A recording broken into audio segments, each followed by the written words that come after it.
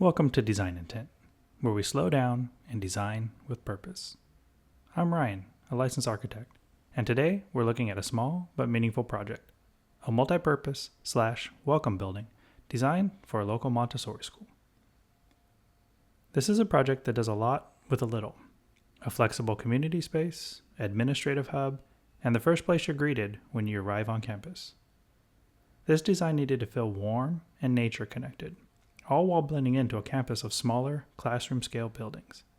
In many ways, this project was a lesson in simplicity, how to do more with less, and how to let space support calm attention. Let me show you how we got there. This school sits in a small wooded suburban site. Campus is made up of small classroom buildings, each with their own character, but mostly residential in scale. The school was expanding and needed a first point of contact, somewhere parents could check in, administrators would work, and groups could gather for meetings or small events. The challenge was this: how do we make a new building that introduces a school but doesn't overpower it?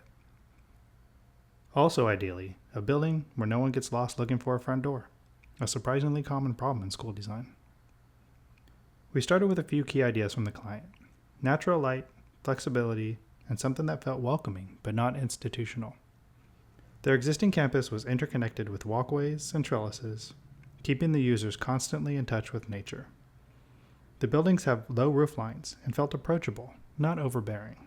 When I visited the site, I was struck by the calmness. A lot of times in schools, when you have that many kids, it can feel like chaos. But this one didn't. It felt calm. It felt peaceful.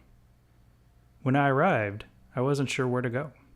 If it weren't for the signs on the building, I wouldn't have known where to park.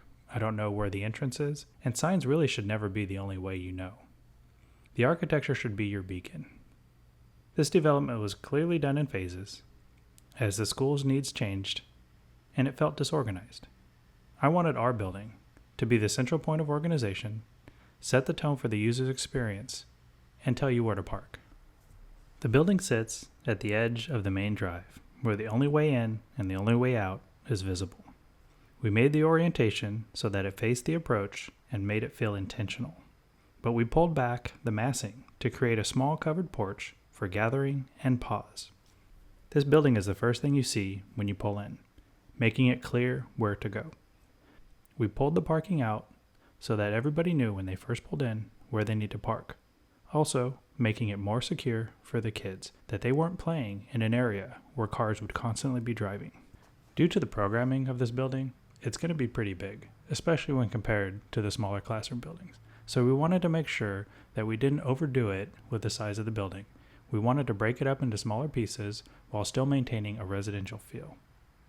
Inside the site, the building folds into the rhythm of the classroom buildings. Low, calm roof lines with a gentle palette. It feels like it belongs here, while also standing out as something special. We wanted to change the existing parking area, which existing was just a gravel drive, and create something that was more approachable. We created a plaza quad-like feel with interconnecting walkways similar to what they have on the rest of the site, but with curved, angled lines that felt a little more natural, interspersed with some grass in that area just to warm it up and make it feel a little more natural and not so cold as just a car parking lot. Here's a sketch of the original site concept. You can see how the roof pitches mirror the surrounding classrooms, and how we placed large windows to connect interior zones to trees in the courtyard. Guest parking is much more defined and convenient for parents, while keeping it more secure for the kids. Let's look a bit inside the building now. We designed it to have 3 main zones: an entry/admin suite, a welcoming vestibule, front office space for check-in and daily operations, the large flex room, a high-ceiling space for parent meetings, small events, indoor activities, and of course the support zones, restrooms, storage, shared workspace for staff. In other words, a place to work, a place to gather, and a place to hide when the copier breaks down. We kept circulation clean and daylight strong. Natural light flows in from the north into the flex space, and the admin area has views out to the walk. Light is more than a tool here. It's an invitation. In many traditions, light marks clarity, compassion, and renewal. Here it softens movement, quiets the room, and allows for comfort without distraction. The whole layout supports both openness and comfort, with quiet pockets where needed. Let's dive deeper into the layout. We wanted to ensure the admin area was clustered together so there are opportunities to have visual contact with the families, while still being behind a closed door for security purposes. Visiting families would enter under a long extended porch, lending to the residential home-like feeling. A small conference room is directly adjacent to the lobby for public or private school use. When I had a meeting with a client, we would meet in their break room on a folding table, so this is definitely a welcome change. Extra attention was paid to the back of house and the needs of the office staff to provide ample workspace and storage. We went through their existing storage situation, measured all their file cabinets, took an inventory of all their equipment, and came up with a space that would fit their current needs and allow for future growth as the school expands. Now comes the flex room, the real star of the show. We wanted to make sure we had an ample-sized flex room that could meet multiple needs.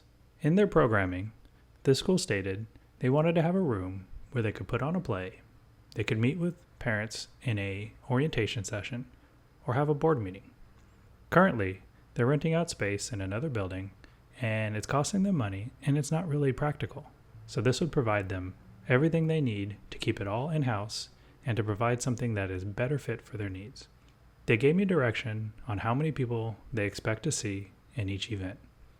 We looked at different orientations and layouts and how they would lay out the tables, how they would lay out the chairs, if they brought in a stage, where the stage would go, if they had a presentation, where the screen would go. And we took all that into consideration and came up with the size of the room that was needed, but also open enough to where they could move it around as their needs changed.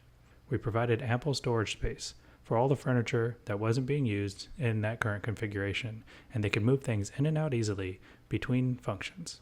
We provided a warming kitchen where they could have catering come in, then they could serve food from the overhead door. We have restrooms that are accessible to everybody, and by pulling the massing back from the roof line, we created an indoor-outdoor space that could also function as overflow. By creating the hallway between the admin area and the flex space, we also gave it more of a residential feel, so the building didn't feel so massive. Now we're moving our ideas from sketch into 3D. We're exploring how the building sits lightly on the site and the roof forms fold gently towards the campus. The materials emphasize honesty and calm. Wood board batten siding, metal accents, and covered buildings all make the building approachable.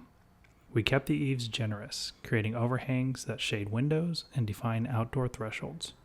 You'll see we added large glass overhead doors to bring light deeper into the flex room while allowing for usage of the outdoor space when the weather's good. Everything's about balance between visibility and humility. The flow of the admin area is both functional and offers security and privacy.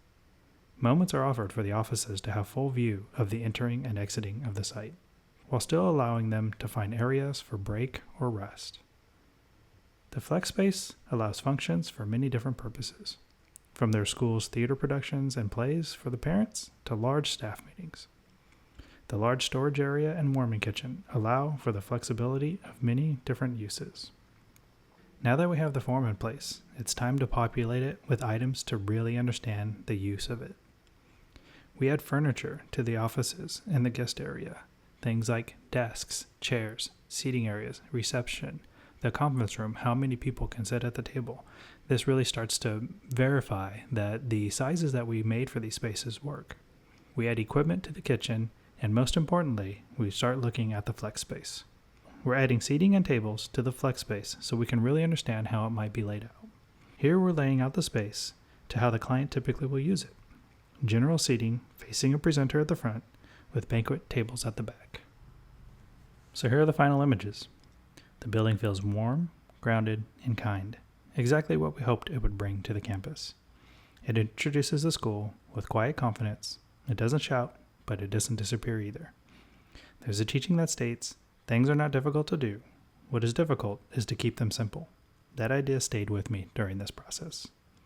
The final design doesn't try to do everything. It tries to do just enough, and to do it well.